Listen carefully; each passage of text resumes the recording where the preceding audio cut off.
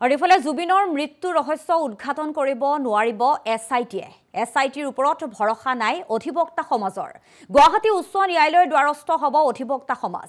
তিনিখনকৈ লেখ আবেদন দাখিল কৰিছে ন্যায়ালয়ত। জনাইছো এটা ব্ৰেকিং নিউজ।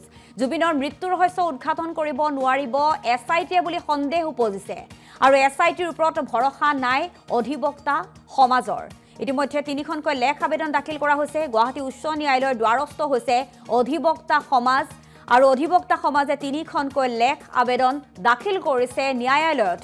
CBI অথবা ন্যায়িক তদন্তৰ দাবী উত্থাপন কৰিছে অধিবক্তাই আৰু সকলোৱে বিচাৰিছে যে জুবিনৰ যি দোষী বা যিসমূহে জুবিনক মৃত্যুৰ গহ্বৰলৈ ঠেলি দিলে সেইসকলে উচিত শাস্তি পাওক। গতিকে যাতে এই তদন্তটো কোনো ধৰণৰ সুৰুঙা নাথাকে তাৰ বাবে এতিয়া অধিবক্তা সমাজ ওলাই অহা দেখিবলৈ পোৱা গৈছে। CBI অথবা ন্যায়িক তদন্তৰ দাবী উত্থাপন কৰিছে অধিবক্তাই।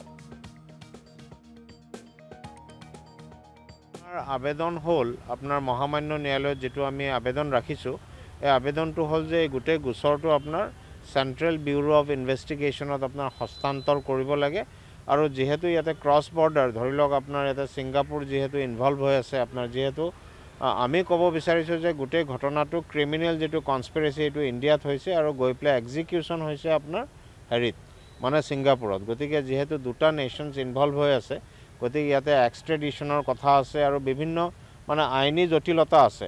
গতিকে গোটেই আইনী জটিলতাখিনি সুকলমে সম্পন্ন কৰিবৰ কাৰণে আপোনাৰ মানে যদি সেন্ট্ৰাল ব্যুৰো অফ ইনভেস্টিগেশনক ইনভলভ কৰা যায় গোটেই ইনভেস্টিগেশনটো তেতিয়াহলে আপোনাৰ একিউজডসকলক অতি সোনকালে কাৰায়ত্ব কৰিব পৰা যাব।